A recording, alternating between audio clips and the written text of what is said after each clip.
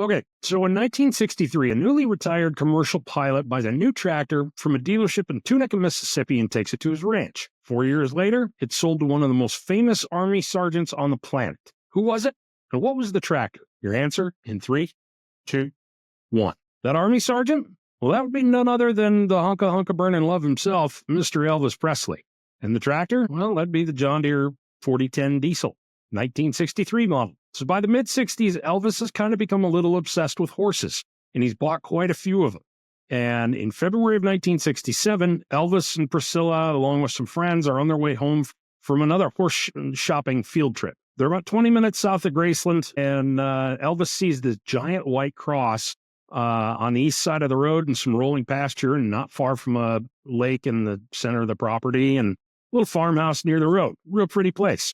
And as luck would have it, well, there was also a for sale sign near the driveway. Elvis was pretty smitten about the whole thing, and it didn't take long before he and that commercial pilot, a guy named Jack Adams, agreed on a price for the whole thing. Elvis paid $437,000 for a 160-acre ranch with some timber, the lake, lots of grazable pasture, farmhouse, a herd of 150 Santa Gertrudis cattle, and that 4010 with a 46A loader on it. He renamed the ranch the Circle G, and he hired a full staff to manage it.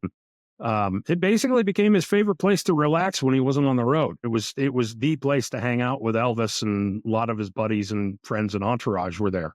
Unfortunately, that leads to some privacy issues, and it also didn't help that it was on the corner of two fairly main roads in northern Mississippi either.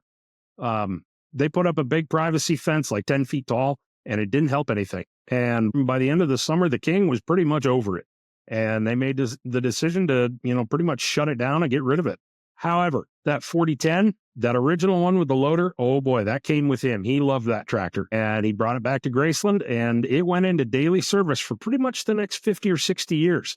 It wasn't until 2008 when the foundation that owns Graceland took it out of rotation, and they worked with Deere to have it restored. There was a small group of tech students at a John Deere Ag Tech class at Northwest Mississippi Community College, I think, and they restored it, and away it went. And now you can find it on display at the Elvis Presley Vehicle Museum there in Graceland, along with, a Cadillac that he shot full of holes, and weird Jeeps and oddball motorcycles and all manner of crazy things. So anyway, thanks for watching. Catch you next time.